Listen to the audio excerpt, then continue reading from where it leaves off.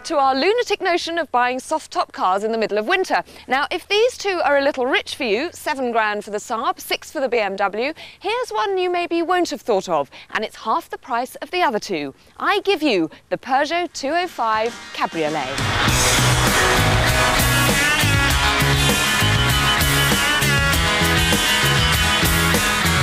The Peugeot 205 used to be a little 80s icon, and the most desirable of the lot was the convertible, either the CTI or this CJ.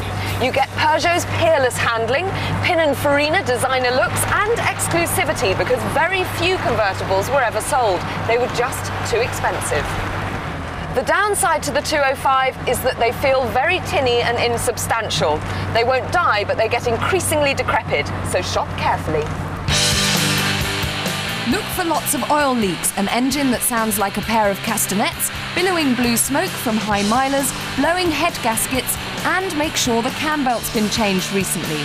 Most were bought by suburban mummies and tend to be better looked after than their hatchback counterparts. Early G-Plate 205 convertibles are down to a couple of grand now, but if you want a drop top that's much better screwed together, you'll need to go to Wolfsburg. You'll need a Golf convertible. And these have also taken a big hit in the price guides over the last 6 months. In fact, only 2 weeks ago, I sold a very pretty D-Reg Golf Cabriolet for just 2,000 quid. This is an F-Reg 89, done 123,000 miles. It's been around the world. Could be sitting in your driveway for just 3,000 quid. Cheap car. They'll easily do 200,000, but watch that hood. A new one is £700 territory. Mind you, it'll do 30 to the gallon and cost around £150 to service.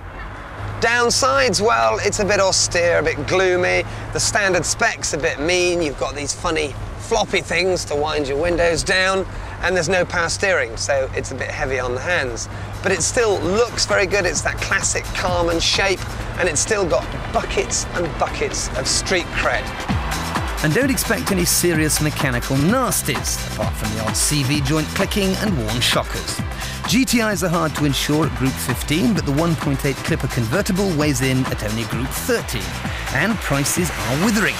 You could buy an early Smart A-Reg for as little as £1,500, or a last-of-the-line K-Plater with leather for just £7,500. So, are these cute cabrios the best bargains around this winter? Not quite. Stay with us and we'll be showing you the real steal in out-of-season ragtops.